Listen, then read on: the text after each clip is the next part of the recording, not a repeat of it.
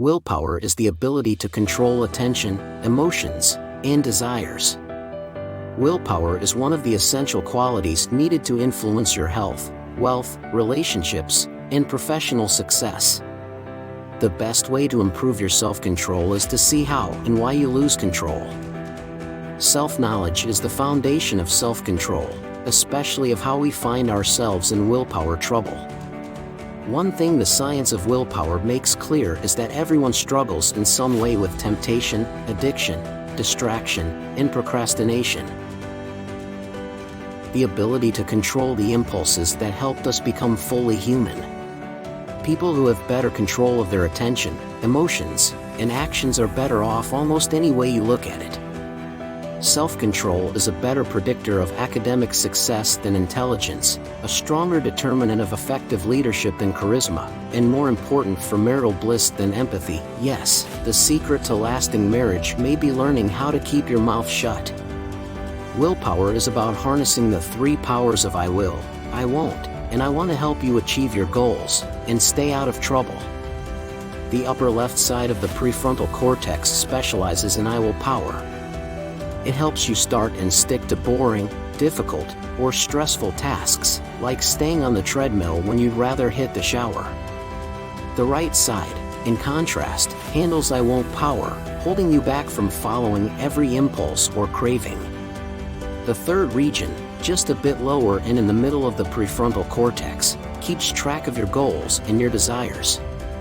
It decides what you want. There's the version of us that acts on impulse and seeks immediate gratification, and the version of us that controls our impulses and delays gratification to protect our long-term goals. Sometimes we identify with the person who wants to lose weight, and sometimes we identify with the person who just wants the cupcake. We have primitive instincts of desires and fears. Without desires, we'd become depressed, and without fear, we'd fail to protect ourselves from future danger. Part of succeeding at your willpower challenges will be finding a way to take advantage of, and not fight, such primitive instincts. The first rule of willpower: know thyself. You need to recognize when you're making a choice that requires willpower, otherwise, the brain always defaults to what is easiest.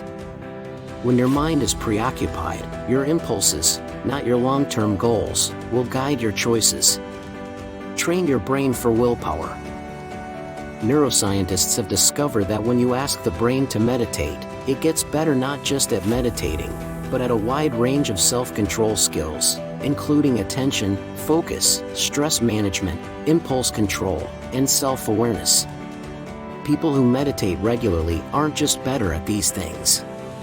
Over time, their brains become finely tuned willpower machines. Regular meditators have more gray matter in the prefrontal cortex, as well as regions of the brain that support self-awareness. Meditation increases blood flow to the prefrontal cortex, in much the same way that lifting weights increases blood flow to your muscles. Welcome to the world of craving. Maybe it's a craving for a cigarette, a drink, or a triple latte. Maybe it's the sight of a last chance super clearance sale, a lottery ticket, or a donut in the bakery window. In such a moment, you face a choice: follow the craving, or find the inner strength to control yourself. This is the moment you need to say, I won't, when every cell in your body is saying I want. At the sight of that craving, your heart rate increases, and your brain launches a neurotransmitter called dopamine into areas of the brain that control your attention, motivation, and action. In moments like these, having a strong prefrontal cortex helps you make the right choice. People who successfully exert self-control have a strong prefrontal cortex, which helps lower the heart rate and stress in the moments like these. Some of the best ways to make your prefrontal cortex strong and thereby increase your willpower are: 1. Meditation practice. 2. Sleep, recommended 7 to 9 hours daily. 3. Exercise. Exercise also increases the strength of the prefrontal cortex. Researchers have found that self-control is highest in the morning and steadily deteriorates over the course of the day. It was as if every act of willpower was drawing from the same source of strength, leaving people weaker with each successful act of self-control. Studies have found that committing to any small, consistent act of self-control increases your willpower strength. If we want to strengthen self-control, we may need to think about how we can best support the most exhausted version of ourselves, and not count on an ideal version of ourselves to show up and save the day. Do you tell yourself you've been good when you succeed at a willpower challenge, then give yourself permission to do something bad?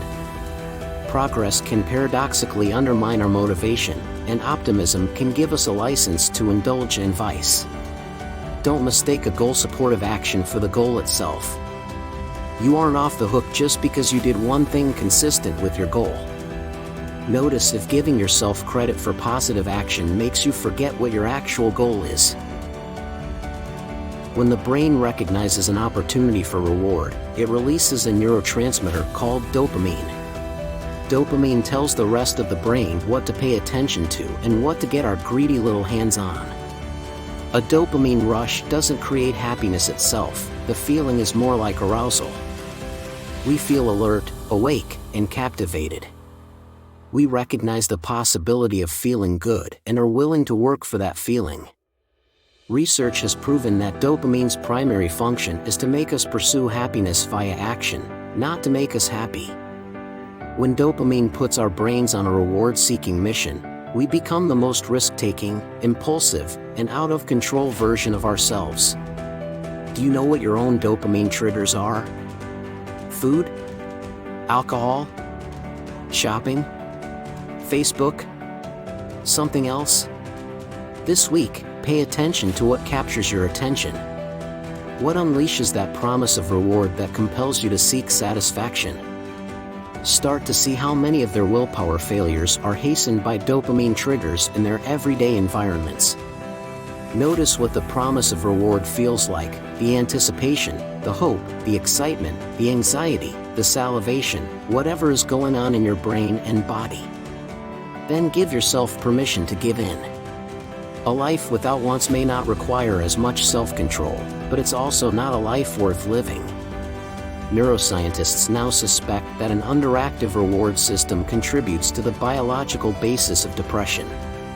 Loss of desire and motivation that many people who are depressed experience.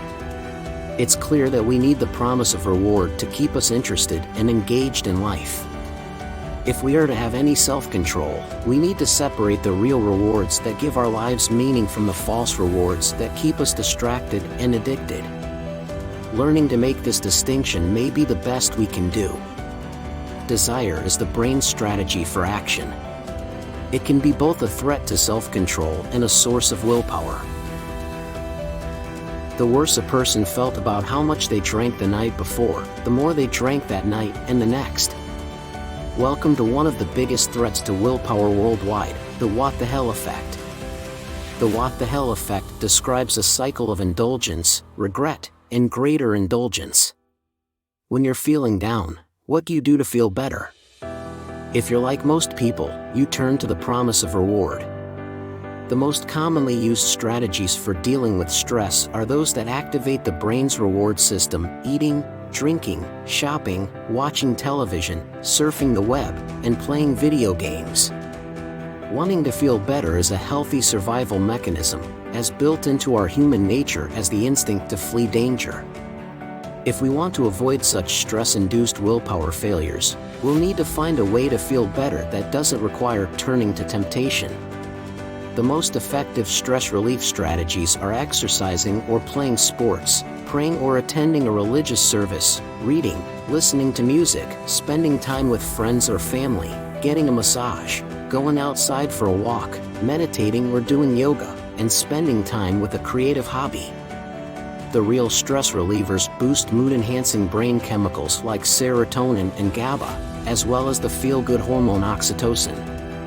The next time you're feeling stressed and about to reach for the promise of relief, consider trying a more effective stress reliever instead. Self-compassion, being supportive and kind to yourself, especially in the face of stress and failure, is associated with more motivation and better self-control. It's forgiveness, not guilt, that increases accountability. A self-compassionate point of view on a personal failure makes people more likely to take personal responsibility for the failure than when they take a self-critical point of view. Many of our problems with temptation and procrastination come back to one uniquely human problem: how we think about the future. Brain imaging studies show that we even use different regions of the brain to think about our present selves and our future selves. The brain's habit of treating the future self like another person has major consequences for self-control. The immediate reward triggers the older, more primitive reward system and its dopamine-induced desire. Future rewards don't interest this reward system so much. Their value is encoded by the more recently evolved prefrontal cortex. The good news is, temptation has a narrow window of opportunity. Here is a neat technique: wait 10 minutes before giving into immediate gratitude. When immediate gratification comes with a mandatory 10-minute delay, the brain treats it like a future reward. The promise of reward system is less activated, taking away the powerful biological impulse to choose immediate gratification. When never again seems too overwhelming a willpower challenge to tackle, use the 10-minute delay rule to start strengthening your self-control.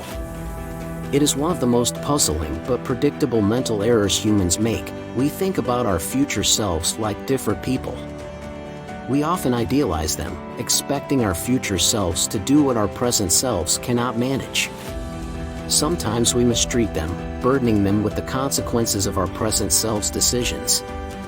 Thinking so highly of our future selves would be fine if we could really count on our future selves to behave so nobly. Research from the fields of psychology, marketing, and medicine reveals that our individual choices are powerfully shaped by what other people think, want, and do, and what we think they want us to do. This social influence often gets us into trouble. Willpower failures may be contagious, but you can also catch self-control. Both bad habits and positive change can spread from person to person like germs, and nobody is completely immune. We have specialized brain cells, called mirror neurons, whose sole purpose is to keep track of what other people are thinking, feeling, and doing. The first is unintentional mimicry. The second way our social brains can lead us astray is the contagion of emotion. Our brains can even catch temptation when we see others give in.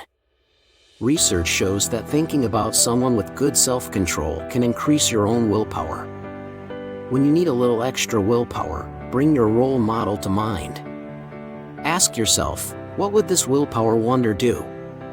It turns out that when we think about people we love, respect, and feel similar to, our brains treat them more like us than like not us. Social proof: when the rest of our tribe does something, we tend to think it's a smart thing to do. What other people want must be good. What other people think must be true. If we don't yet have an opinion, we might as well trust the tribe. If we want people to have more willpower, we need to make them believe that self-control is the norm. We should be especially wary of shunning people who do not control their behavior in the way we would like. Besides being a pretty cruel way to treat people, it is a lousy strategy for motivating change. The latest research on anxiety, depression, dieting, and addiction all confirm that I won't power fails miserably when it's applied to the inner world of thoughts and feelings. The willingness to think what you think and feel what you feel, without necessarily believing that it is true, and without feeling compelled to act on it, is an effective strategy for treating anxiety, depression, food cravings, and addiction. Whatever fear or desire you try to push away will become more convincing and compelling. Studies show that the more you try to suppress negative thoughts, the more likely you are to become depressed. If we want to save ourselves from mental suffering, we need to make peace with those thoughts, not push them away. The goal is not to get rid of the anxiety and self-doubt, but to develop a trust that they can handle these difficult thoughts and feelings. When an upsetting thought comes to mind, use the technique of surf the urge. Instead of instantly trying to distract yourself from it, let yourself notice the thought. You're accepting that thoughts come and go, and that you can't always control what thoughts come to mind. You don't have to automatically accept the content of the thought. Trying to avoid unwanted feelings often leads to self-destructive behavior, whether it's a procrastinator trying to avoid anxiety, or a drinker trying to avoid feeling alone. Research is now confirming that restricting a food automatically increases your cravings for it. Trying to control our thoughts and feelings has the opposite effect of what most people expect.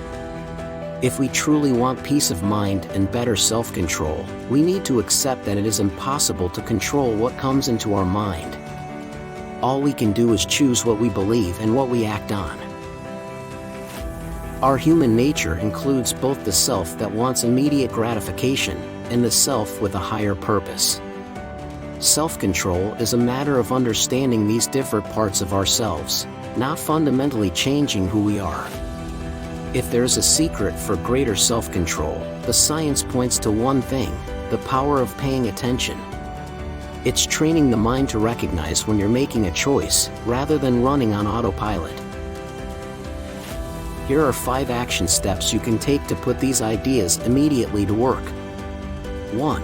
Boost your willpower with sleep, exercise, and breathing. 2. Catch yourself engaging in your vice after a virtuous action. 3. Wait for 10 minutes before giving into your urge. 4. Be wary of the what the hell effect that is sabotaging your progress. Be self-compassionate when it comes to your failures and setbacks.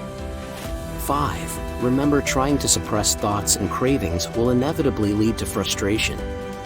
Instead, notice the thoughts and surf the urge. Don't act on them.